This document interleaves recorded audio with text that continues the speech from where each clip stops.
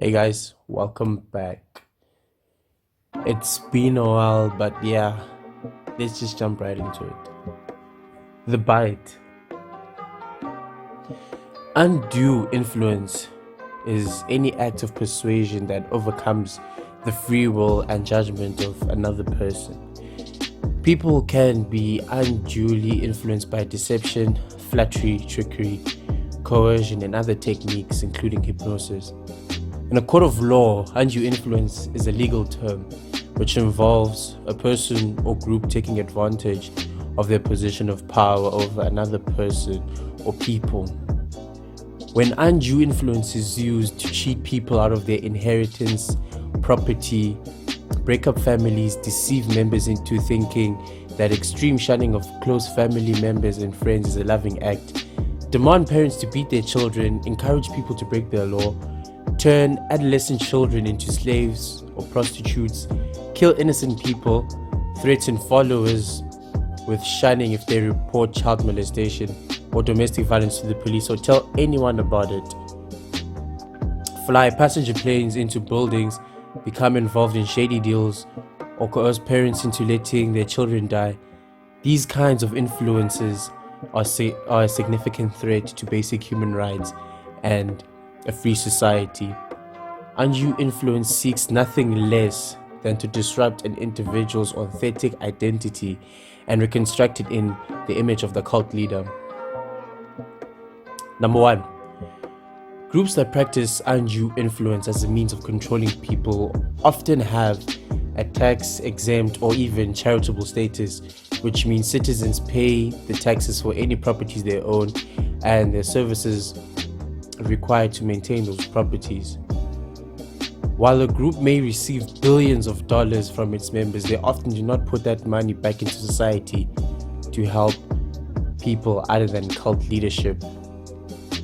Number 2, to meet social demands placed upon them by a high control group, many members are subsidized by the social welfare systems, including medical system, costing the society even more money. When undue influence is initially imposed on the minds of unsuspecting recruits by extremist cults or pseudo-religious groups, it often starts with love bombing and a promise of a life in an idealistic fantasy world where they might never have to die or they could live forever or achieve some elite status in society. Things like that. Once recruits have brought into all these initial promises and hype, they are incrementally introduced into a systematic method of control, one small step at a time. This methodical system out of control, which is undue influence, disrupts the person's authenticity, the person's identity, and reconstructs a new identity in the image of the group or the leader. In the process, an individual's ability to think rationally and act independently is undermined, enslaving even the brightest, the most educated, and the most functional people. But how exactly does this work? Standard dictionary definitions of what a cult is are very simplistic. This can be problematic. We have definitions like any group or organization people can fit under. A problem with definitions like this is that basically any group can be classified into a cult. So let's look into defining a proper and an in-depth definition for what a cult is. A cult can be a system of religious veneration and devotion directed towards a figure or object. Also, it can be a relatively small group of people having religious beliefs or practices regarded by others as strange or as imposing excessive control over its members. And it can also include a misplaced or excessive admiration for a thing or an ideology.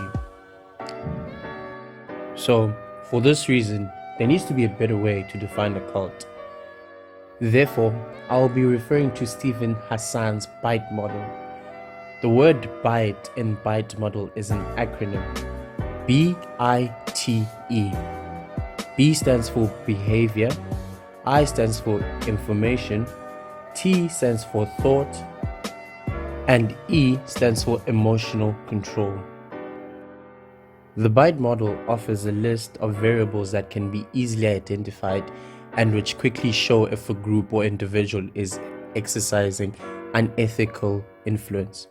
For example, if a recruiter lies and does not give fully informed consent to the person they are trying to influence, one can quickly say they are unethical and using information control.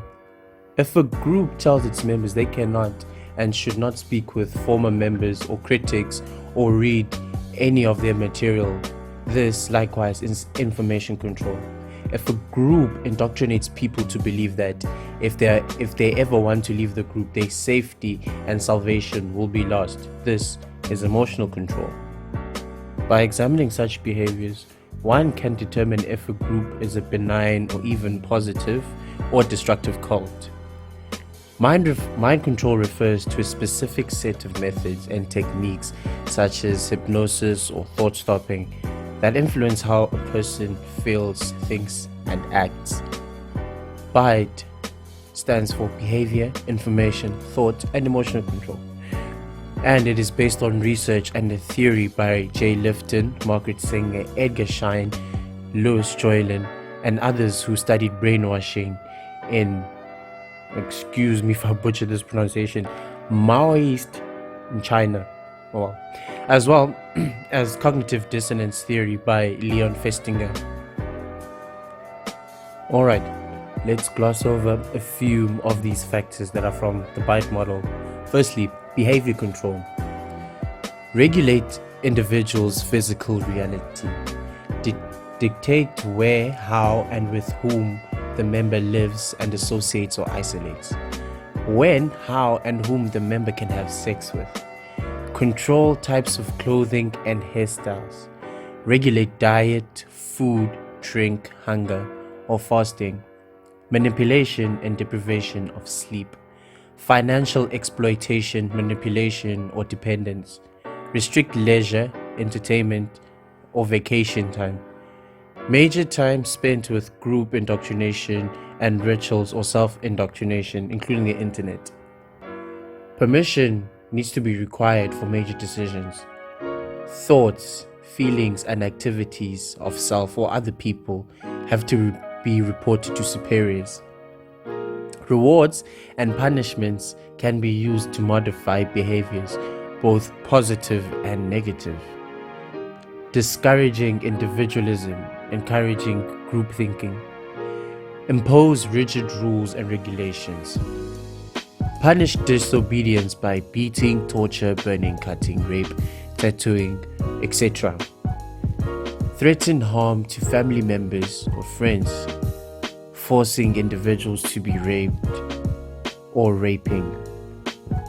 Instill dependency and obedience. Encourage and engage in corporal punishment. So these are some of the factors that can form under behavior control. So thank you for watching, guys. That was part 1 of the BITE model. So be on the lookout, make sure you subscribe, notification is on for part 2. I'll see you on the next one.